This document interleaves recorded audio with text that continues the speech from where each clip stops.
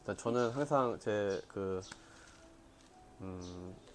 좌우명이라 해야 되나? 네. 모토가 네. 지금 열심히 즐겁게 살자를 항상 목표로 하고 있고요. 네. 그리고 파주에서 이제 작은 이제 PT샵, 필라테스 네. 샵을 이제 운영하고 있고 8년째 하고 있고 네. 그렇게 트레이너도 하면서 또 작가로도 하고 또 계속 미래적으로 하고 싶은 것들 찾아서 막 경험하고 배우는 걸 좋아하는 사람입니다.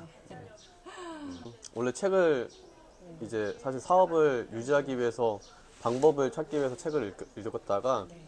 이제 엄청 열심히 읽다 보니까 이게 너무 재밌는 거예요. 책 읽는 게 정보들이 엄청 많고 네, 맞아요. 그래서 그러면서 제가 변하는 게 좀 느껴졌고 뭐 독서 모임이나 뭐 글쓰기나 이런 거 막 좀 배워봤어요.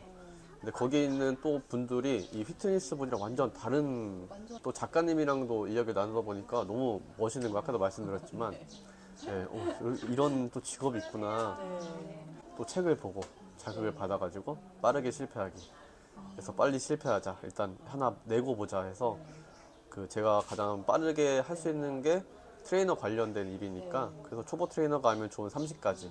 30까지만 일단 만들자. 그래서 시작한 거예요. 와.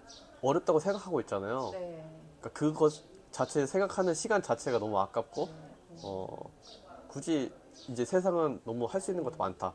내가 하고 싶으면 다 할 수 있는 세상이어서 그래서 그냥 찾아보면서 막 했어요. 유튜브 찾아보고 하니까 또 재밌어서 또 내고 또 내고 그래서 이제 그렇게 이제 글 쓰는 좀 삶을 살고 싶어서 계속 열심히 쓰고 있어요. 이신 것 같은. 내향적인 면도 있어요. 근데 완전한 이는 아닌 것 같고 제가 봐도 네. 네, 그 휘트니스 완전 보디빌딩 쪽에 많이 빠져있을 때는 네. 완전한 저는 인 줄 알았어요. 근데 좀 어느 순간부터 좀 힘들더라고요. 그게 내가 어쩌면 이 반대의 사람일 수도 있겠다. 그 심리 제가 진단 자격증을 그래서 땄어요. 버크만이라는 건데요. 그걸 제가 검색해보니까 완전 예술 기질이 있는 사람이었어요. 거의 극한까지, 끝단까지. 교육자랑 예술가. 맞죠? 네, 맞아요. 네. 그래서, 그럼 혼자만의 시간이 필요한 사람이라고 해서 일단 혼자서 가져봤는데 너무 좋은 거예요. 네, 그때부터 이제 제 약간 라이프가 더 좋아졌어요, 확실히. 20살 때부터 경찰 특공대가 꿈이었어요. 네, 그래서, UDT에 간 거고, 네네. 근데 가기 전에 보디빌딩 시합을 한번 나갔었어요. 네, 트레이너도 했었고, 자격증을 따서. 네네. 좋았다, 재밌었다. 어차피 근데 나는 경찰 특공대 해야 되는 사람이니까. 근데 가서 이제 생활을 해보니까 약간 그 엠프피들은 아실 거예요. 그 그룹 조직에 안 맞아요. 네. 엄청 잘하고 잘 맞추는데 네. 이게 진짜 내가 행복한 건 아니라고 생각이 들어서 이제 고민을 하다가 보디빌딩을 되게 더 좋아하게 됐어요. 그때 운동을 맨날 하니까. 그래서 나가서 전역해서 이제 보디빌딩이나 트레이너 일을 해야겠다. 네, 그때부터 이제 시작이 된 거고 뭐 시합에 입상을 해야겠다 해서 그때 엄청 운동 열심히 계속 하고 이제 어느 순간부터 이제 이걸 접고 이제 사업적으로 빠지면서 제가 여기까지 이제 온 거죠. 그 YMCA 체육자원 지도자라는 게 있어요. 네, 4년제 체육대학 연합 동아리인데요. 그때부터 지도자 생활을 하는 거예요. 보조 강사로. 아, 진짜. 네, 그래서 저는 방학 때마다 뭐 YMCA 그 유아체육 하는 친구들 초등학생들 있잖아요. 이거 가르쳐 주고. 네, 그래서 보조 강사로 20살 때부터 들어갔어요. 그래서 자격증도 따고 뭐 수상임명구조원 자격증도 따고 이렇게 해서 지도자 생활을 군대를 23살에 갔는데 그 전까지 계속 했어요. 이미 되게 다양하게 그때 엄청 다양하게. 그래서 그게 엄청 도움이 저한테 많이 됐던 것 같아요. 큰 틀로 봐야 된다고 생각해요. 항상 더. 네, 그 코치도 중요한 역할이긴 한데요. 좀 더 크게 좀 그 마인드셋이나 이런 걸 공부를 해보면 이 멘탈이 무너지면은 사실 뭘 해도 안 되거든요. 그래서 그걸 잘 컨트롤해주고 인생도 컨트롤해주고 뭐 제가 뭐 컨트롤 한다기 좀 그렇고 그냥 안내를 드리는 거죠. 저도 어렸을 때 그랬고요. 네, 그 운동하느라 바빠요. 일하기도 바쁘고 그러니까 하루가 엄청 운동 아니면 수업에 네, 그래서 내가 지금 어떻게 살아야 되는가, 나는 누구인가, 뭐 나는 뭘 좋아하고 뭘 싫어하고를 몰라요. 그래서 막 가다가 멈췄을 때 난 어떻게 해야 되지를 보통 그래서 저도 그걸 아니까 이제 지금 피트니스 선수를 운동 열심히 하는 저보다 어린 분들을 보면 이제 그거를 조금 얘기를 종종 해드려요. 네, 끝나고의 삶이 더 중요하다. 그거를 최근에 더 알게 됐어요. 또 책을 통해서. 네네. 원래 그냥 약간 추상적으로 이렇게 알려주면 좋겠다 했는데 네네. 이 백만장자 메신저라는 책을 읽고 네. 메신저의 삶이라는 것이 원래 이런 거였구나. 어. 그거를 이 책에서 네. 구체적으로 알게 되니까 이걸 열심히 해야겠다. 내가 좋아하는 게 이 메신저의 삶이었구나. 내가 사실 알고 있거나 경험했던 정보들이 네. 이 자기 스스로는 되게 별거 아니라고 생각하는데 네, 맞아요. 이 정보가 누군가한테는 엄청 도움이 되는 것들이죠. 그래서 그거를 네. 그렇게 별거 아니다라고 생각하지 않고 이거를 누군가한테 알려주면서 그거에서 행복감을 느끼고 네. 뿌듯함을 느끼고 또 감사함을 느끼고 네.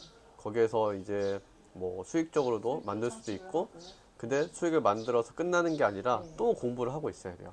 그쵸. 네, 이 먼저 공부를 하고 먼저 경험을 하고 먼저 해서 또 다른 네. 정보를 만들어서 또 안내드리고 맞아요. 미리미리 계속 안내자 역할. 발전을 네, 해가면, 그거를 몇 번 한다고 해서 우쭐대거나 겸손하지 못하거나 네, 맞아요. 자만심이 생겨버리면 그거는 메신저가 아니다.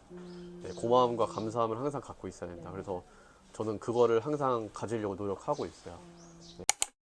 필라테스 샵이니까 네. 보통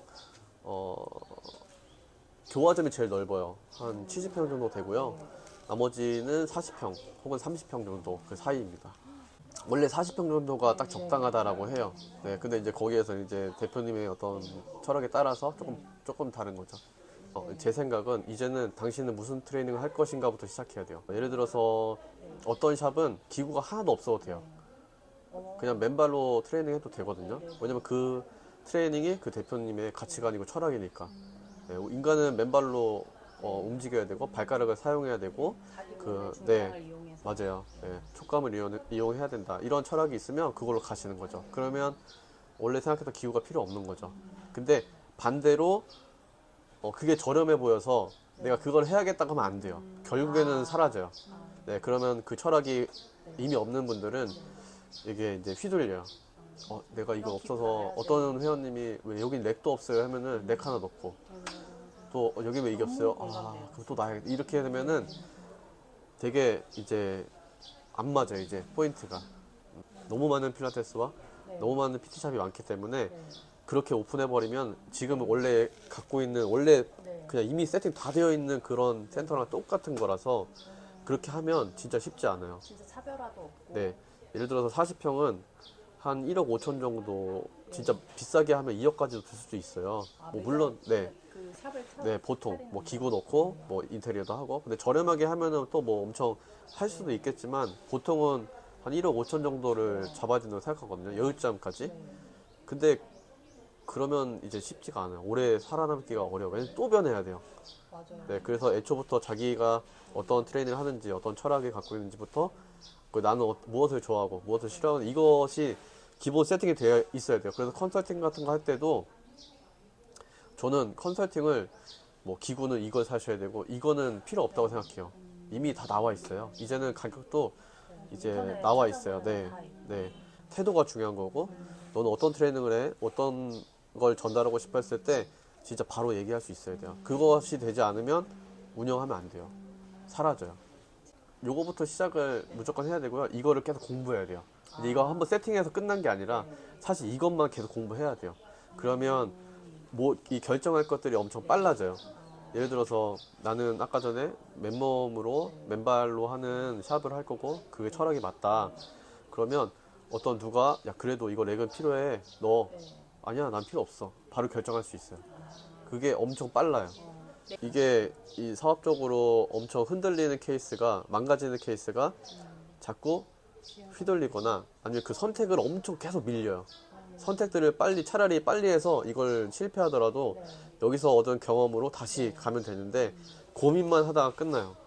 고민만 하다가는 이 노하우가 쌓이는 게 없거든요. 망해도 봐야 되고 실패도 해봐야 되고 다 해봐야 되는데 그게 자체가 사실 경험이고 노하우가 쌓이는 시간을 만드는 건데 그게 없는 거죠. 이 센터도 사람이에요. 그 사람을 봤을 때 그냥 가만히 있는 사람은 매력이 없어요. 뭐라도 막 자기 거 하는 사람이 가만히 있지 않은 사람이 매력이 있거든요. 그 똑같은 거예요. 작은 센터 하나가 어차피 그거 하나 하면 수익이 이 정도밖에 없으니까 힘들지 않니라고 하는데요. 이제 세상이 바뀌었어요. 이제 온라인으로도 집중할 수 있어야 돼요. 이 지금의 구조상을 바꾸지 않으면 체인은 사실 결국에는 끝이 항상 지금 상태거든요. 이 구조를 바꾸지 못하면 그 구조를 바꾸면 가능할 것 같아요. 근데 그 구조가 바꾸기가 정말 쉽지 않기 때문에 저는 체인은 결국에는 좀 쉽지 않은 게임이 되고라고 생각하고 오프라인 일도 하면서 내 시간을 어느 정도 지키면서 온라인으로 일하면서 또 내가 좋아하는 사람과 더 나아가서는 시간과 공간을 제한받지 않는 일을 하는 게 제 목표이기도 하고 점점 이 사업에 대한 크기가 커지거든요. 네. 근데 뭔가 이렇게 돈이 이렇게 커지면서 좋아 보이긴 하는데 이제 어느 순간 보면은 진짜 좋은 건 아닌 거죠, 사실. 그만큼 나가는 것이 엄청 많아서. 근데 지금 안 나갈 뿐 나중에 나가거든요. 그게 이제 어느 순간 한 번에 막힘이 생기면 이제 무너지는 거예요. 그래서 그거를 도망갈 수가 없어요. 점점 커지면 커질수록. 예를 들어서 뭐 음식 장사 같은 경우에는 그 브랜드를 아예 매각시킬 수 있잖아요. 근데 피트니스는 매각 자체가 거의 어려워요. 네, 왜냐면 감가가 정말 많이 되는 사업이고 또 지출 면에서도 세금과 인력 비용에서 엄청 많이 나가요. 근데 그걸 몰라요. 네, 항상 그래서 그 인력 문제가 제일 중요한 부분인 것 같아요. 그래서 지금 피트니스에서도 그 기업마다 교육을 하는 이유가 결국 저는 인력을 배치하기 위한 교육을 하고 있다고 생각해요. 자기들의 어떤 회사에서 100평짜리 헬스장에서 직원 선생님들이 뭐 5명 있었어요. 근데 갑자기 이제 뭐 2주 뒤에 저 퇴사하겠습니다. 5명이 한 번에 나가시는 거죠. 근데 그분들이 바로 옆에다가 작은 PT샵을 차려요. 네, 그래서 이 회원님들을 사람들을 끌고 네, 여기는 다 환불을 시키고 이제 다 끌어오는 거죠. 근데 그 5명의 어떤 환불 금액이 뭐 몇백만 원이 아닐 거예요. 몇천만 원일 거고, 그럼 그 대표님은 한 번에 몇천만 원을 바로 지출해야 되는 상황이 생길 거고, 인력을 또 다시 구해야 네, 그 지금 되게 잘 모았던 회원님들이 절로 쏟아져 들어가시는 거죠. 네, 근데 이것뿐만 아니라 엄청 많습니다. 네, 엄청 많아요. 이거 말고도. 네, 그래서 잘해야죠. 저는 그것도 오늘 어떤 하나 방법이라고 생각해요. 이제 이미 이미 헬스를 많이 아세요. 웨이트 트레이닝도 많이 아시고 그냥 편하게 와서 이제 자기 운동을 하는 시스템이라고 하면은 굉장히 좋고요.